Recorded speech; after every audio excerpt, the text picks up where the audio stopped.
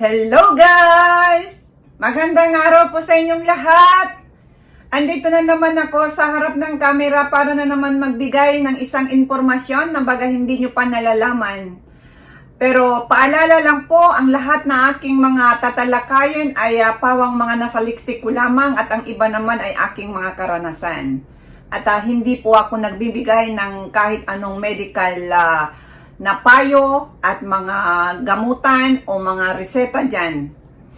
Kaya simulan na natin guys, pero bago ang lahat, ako po'y taos-pusong nagpapasalamat sa lahat ng mga subscribers ko sa buong mundo, lalong-lalo na dyan sa Pilipinas dahil 80% ng aking mga subscribers ay mula sa Pilipinas. Maraming salamat sa inyong lahat mga kababayan ko. Guys, ito na po.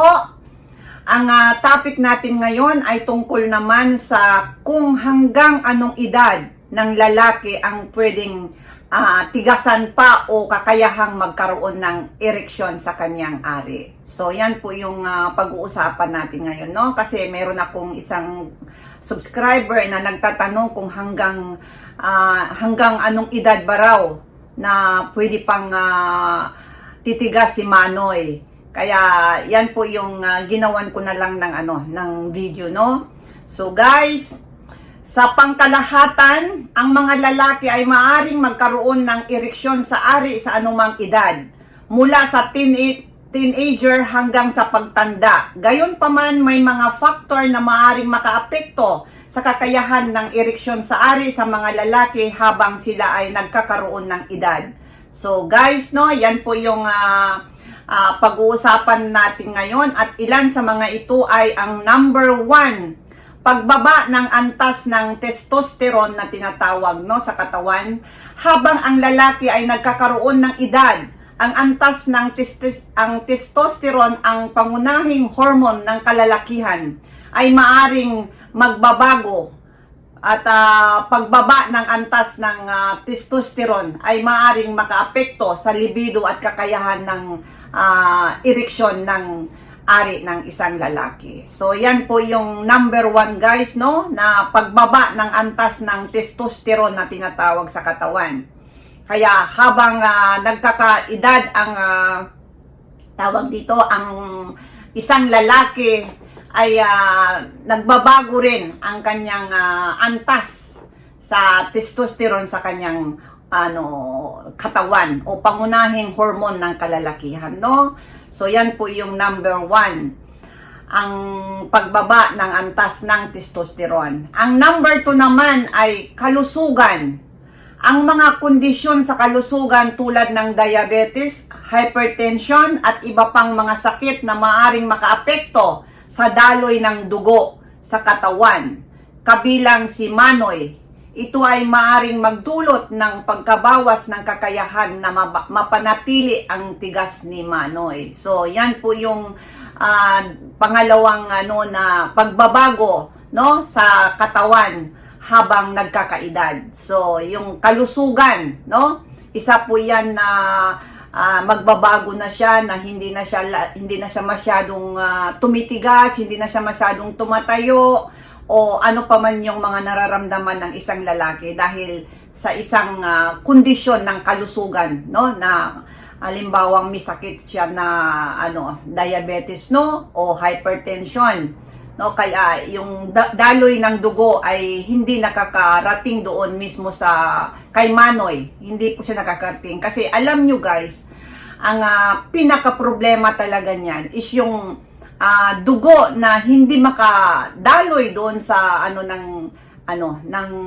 ari ng isang lalaki, no? Dugo ang pinag-uusapan kasi pag hindi na nabibigyan ng tamang sapat na daloy ng dugo ang doon mismo sa ari, ay magkakaroon ng problema. So malaki po ang may talaga ang daloy ng dugo, no?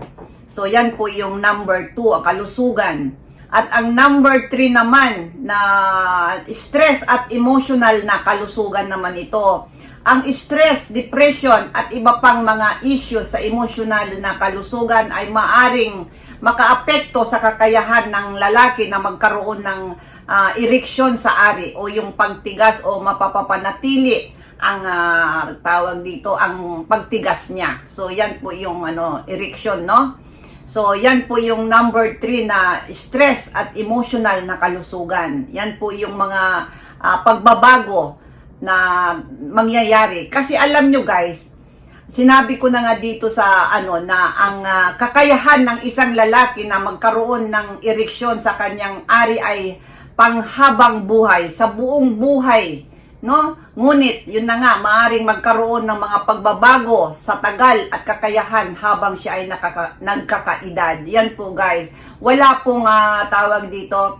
Ang pagkakaiba lang po ay yung iba yung kabataan, no? Iba naman yung nasa edad na 40 pataas na, iba naman yung from teenager ka o patungo sa 30, iba na yung mag 40 pataas.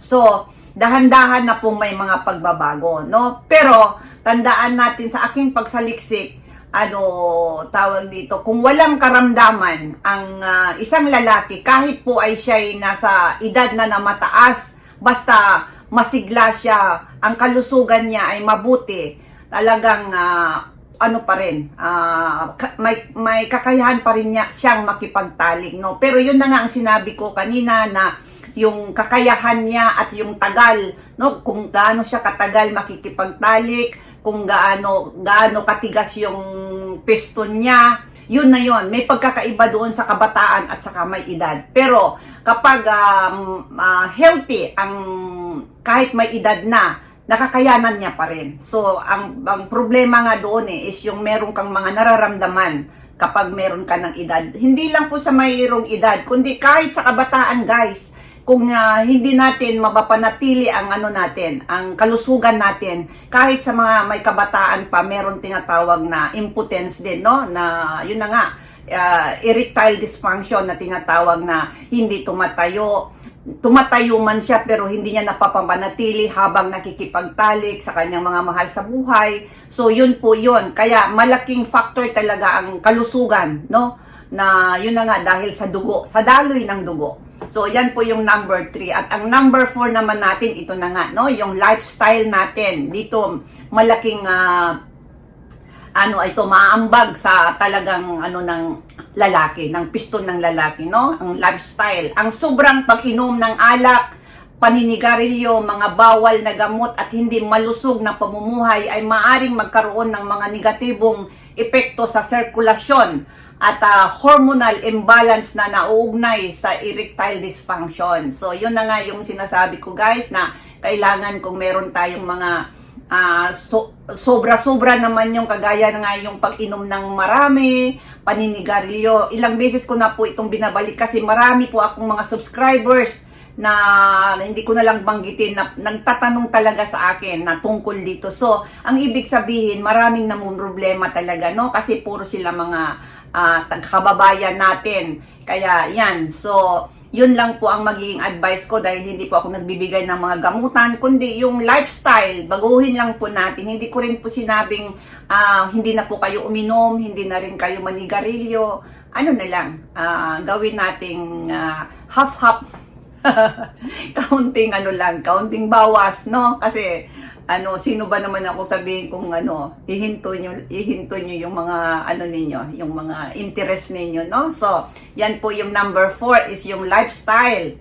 At yung ang number 5 naman, ang panglas naman natin is yung ito malaki din tong sa erectile dysfunction, yung side effect ng mga gamot.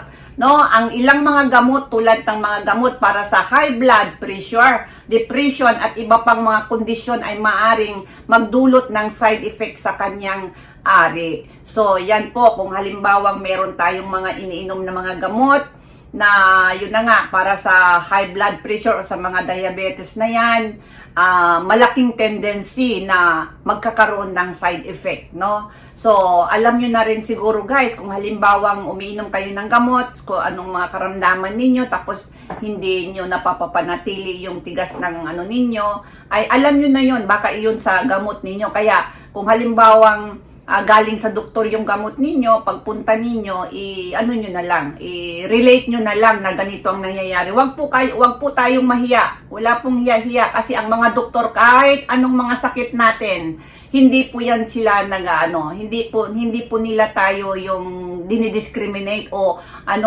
hinuhusgahan. Kaya nga sila doktor kahit ano pang mga karamdaman natin, hindi po yan sila Kaya wag po tayong mahiya, iskonsulta po natin, no?